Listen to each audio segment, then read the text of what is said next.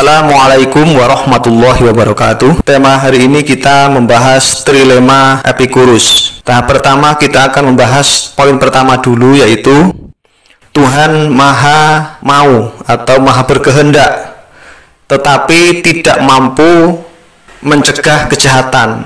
Jika iya, berarti Tuhan tidak maha kuasa. Tidak mampu itu tidak maha kuasa dimaksud. Baik, saya jawab dulu. Ini mestinya bukan ranah agama, karena ini persoalan berpikir ya. Persoalan berpikir. Yang saya baca itu teman-teman di internet itu banyak yang membahas atau menjawab ini dengan literasi agama. Tidak apa-apa, boleh, tetapi tentu bagi yang setuju dengan trilema Epikurus ini ya tentu tidak akan mau terima, karena berarti dia sudah dipaksa untuk masuk ke ruang agama. Saya kira tidak akan mau ya, dipastikan tidak akan mau menerima argumentasi yang didasarkan pada agama. Saya tidak mengatakan agama itu keliru maupun salah dalam menjawab atau merespon trilema Epikurus ini, tetapi memang saya ingin menjawab dengan logika ya, dan kalimat yang tidak saya ambil dari agama.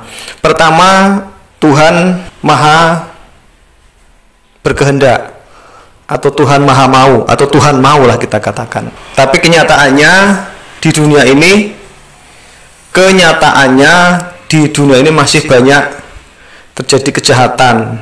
Diartikan oleh para pengikut ajaran trilema Epikurus ini bahwa Tuhan disebut tidak mampu menghentikan, tidak mampu mencegah, tidak mampu melenyapkan, tidak mampu membasmi, dan tidak mampu menghentikan kejahatan. Ini artinya Tuhan tidak maha berkuasa. Nah, disimpulkan sendiri ini. Disimpulkan bahwa Tuhan katanya tidak maha kuasa. Baik, saya respon. Ini pertama, kalimat Tuhan maha berkehendak, ini pernyataan betul. Berikutnya, Tuhan tidak mampu menghentikan kejahatan. Ini dua pelaku ya. Pertama itu Tuhan, yang kedua pelaku kejahatan. Jadi Tuhan dianggap dalam pernyataan ini tidak mampu menghentikan maupun mencegah kejahatan. Ada 3 poin. Tuhan maha berkehendak, Tuhan tidak mampu menghentikan kejahatan. Ada tiga unsur. Pertama, Tuhan maha berkehendak. Kedua, Tuhan maha kuasa. Ketiga, pelaku kejahatan yaitu manusia. Seperti seorang penjual. Dia itu penjual macam-macam buah, ada mangga, ada pisang, ada apel, ada salak, dan lainnya. Kemudian dia menjual, harganya kan beda itu. Salak 1 kilo 8.000, apel 1 kilo 30.000, anggur 1 kilo 60.000. Kemudian dia penjual itu menjual dengan cara satu timbangan, satu ukuran. Jadi satuannya satu timbangan. Apel dan anggur ditimbang dalam satu timbangan wadah, satu wadah ditimbang bersamaan, terus dihargai sesuai dengan harga anggur. Itu padahal apel harganya 30.000 ditimbang bersama anggur yang harganya 60.000 per kilo. Itu kan hitungannya sudah salah timbangannya. Jadi salah cara menimbang. Artinya apa? Salah cara berpikir, salah cara menimbang. Bukan timbangannya salah, bukan salah satuannya kilo atau harganya, bukan. Apelnya harga 30.000 masih betul, anggurnya harganya 60.000 betul. Yang salah apa? Cara menimbang atau cara berpikir yang salah. Akhirnya apel yang harganya 30.000 dihargai anggur yang seharga 60.000 per kilo atau sebaliknya. Ya, tadi itu jelas pelakunya itu ada dua yang utama, yaitu sebagai Tuhan yang Maha Kuasa dan Tuhan dianggap tidak mampu. Ini satu pelaku. Kemudian pelaku kejahatan manusia kan ditimbang dalam satu timbangan yang sama, ditimbang digabungkan dalam satu kalimat yang sama. Ini tidak logis dan tentu menyalahi. Ini tidak akan bisa ada jawaban yang betul karena salah cara menimbang.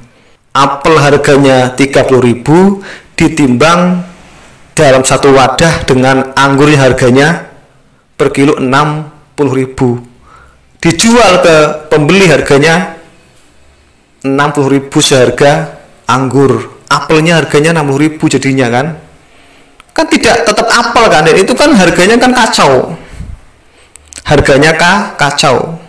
Atau sebaliknya, anggur ditimbang dengan apel diturunkan harganya seharga apel, ini juga kacau. Sampai ke pembeli membeli harga 30.000, anggurnya harganya 30.000. Ini kan berawal dari cara menimbang yang salah, pembeli pun salah menyimpulkan harga. Oh, berarti anggur harganya, apel anggur sama harganya, ini juga sama. Berarti Maha Kuasa, Maha berkehendak, Maha mau, itu harganya sama dengan manusia pelaku kejahatan, atau pelaku kejahatan harganya disamakan dengan Maha Kuasa sama Maha berkehendak. Ini logika yang sesat. Oleh karena itu mestinya ini tidak perlu dijawab karena sudah salah preposisinya, salah preposisi, kacau jadinya. Baik, saya kasih lagi perumpamaan. Seorang dokter, dia mampu mengobati dan dia membuka praktek, berarti dia mau mengobati. Di desa itu, di kampung itu, di kota itu masih banyak orang sakit. Kemudian disimpulkan bahwa dokter itu mampu mengobati tapi tidak mau mengobati orang sakit. Ini kan keliru, kesimpulan yang keliru, karena mestinya yang sakit itu datang ke dokternya untuk minta diobati. Lawang tidak pernah datang ke dokternya, tiba-tiba menyimpulkan di desa itu banyak orang sakit, padahal ada dokter. Berarti dokternya kalau tidak mampu, dia tidak mau mengobati. Kalau mau berarti tidak mampu mengobati orang sakit, padahal antara dokter dengan orang sakit tidak pernah bertemu. Itu bertemu dalam kesimpulan seseorang saja, bertemu dalam kalimat. Paham ya? Ini dipahami. Jadi antara dokternya itu dengan pasiennya yang sakit itu tidak pernah ketemu, tidak pernah menjadi pasien dari dokter itu, sehingga dia masih sakit. Orang sakitnya tidak pernah bertemu dengan dokter. Kita menyimpulkan dokternya bodoh, dokternya nggak mau mengobati, atau dokternya nggak mau mengobati. Disimpulkan seakan-akan dokter itu tidak mampu dan tidak mau mengobati, atau tidak mau mengobati. Ini kan keliru kan? Berarti kan sudah salah pada preposisi kalimatnya. Betul dokter itu mampu, betul dokter itu mau, betul ada orang sakit, betul semua itu tiga-tiganya. Tetapi digabungkan dalam satu kalimat menjadi unsur preposisinya tidak bersambung, tidak ada kaitannya kok, dipaksa untuk disambung kan. Lagi ini ya, tukang cukur, dia mampu mencukur orang, dia juga mau mencukur orang. Buktinya apa? Dia membuka kios barbershop ya, tukang cukurnya itu. Artinya dia mau mencukur orang. Tapi kenapa di jalan-jalan banyak orang gondrong? Berarti dia tidak mau atau tidak mampu mencukur. Ini kan logika salah kan? Logika yang sesat ini, seperti ini contohnya ya. Dia menanyakan kenapa kok masih banyak orang yang gondrong, padahal sudah ada tukang cukur yang mampu dan mau mencukur. Ini pertanyaan saya, dan kesimpulannya nanti salah. Kesimpulannya juga salah. Oh, berarti disimpulkan berarti tukang cukur itu tidak mampu mencukur. Salah. Berarti tukang cukur tidak mau mencukur, salah. Kok kenapa salah? Karena orang yang membuka itu berarti dia mau mencukur. Kalau dia mau berarti karena dia sudah punya ilmunya mencukur. Loh, kok kenapa masih banyak orang gondrong? Yang betul adalah karena orang gondrong itu tidak pernah datang ke tukang cukur. Jadi pelaku kejahatan itu kenapa dia tidak berubah dari kejahatannya? Kenapa? Karena dia tidak datang ke Allah atau ke Tuhan yang maha mampu dan maha mau mencegah kejahatan, sehingga penjahat masih banyak. Kenapa? Karena penjahatnya tidak mau datang ke yang maha mampu dan mau mencegah kejahatan. Itu jawaban yang betul, bukan terus disalahkan Tuhannya, dinilai Tuhannya tadi itu timbangannya salah, itu cara menimbangnya keliru.